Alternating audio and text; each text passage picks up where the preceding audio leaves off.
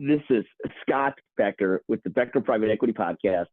Today's discussion is something we talk about regularly or periodically, and this is the concept of the love-hate relationship that private equity has with founders.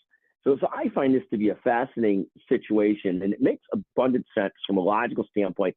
And founders and sort of private equity have to find a way to sort of get comfortable with this concept and work through it. And it takes some emotional effort and all those kinds of things. But when private equity invests in a founder-led company, the love-hate relationship is as follows.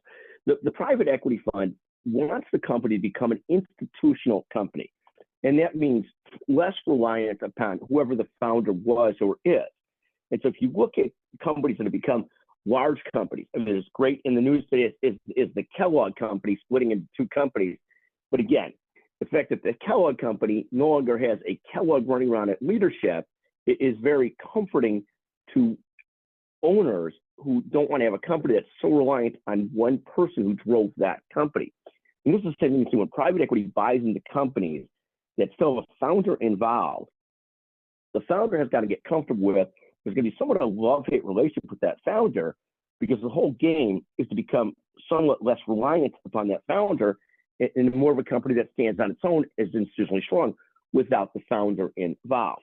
So this is the fascinating love-hate relationship between founders and private equity. I find it absolutely fascinating. I find it, obviously, you learn so many of these things in real clarity after you're involved in them. I remember the first time owning interest in a private equity sponsored company and having distributions come after the waterfall. Now, as an advisor, a lawyer, an accountant, you sort of vaguely understand waterfalls, but you don't really understand them until your money comes out so far after the rest of the waterfall.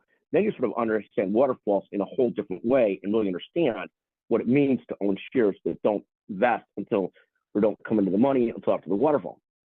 Similarly, so many founders think that they're invincible, and they might not yet appreciate that love-hate relationship that private equity has with founders. And I think you never really understand it until you're in it, but it's absolutely fascinating to watch. And I have been partnered with a fantastic private equity fund, but it still is a fantastic learning experience. In any event, at any time, and we love them, at any time, feel free to text Scott Becker, 773-766-5322. One of the great learning experience in business and in life, the founder's dilemma. The buyers have a love-hate relationship with the founder. Thank you for listening to the Becker Private Equity Podcast.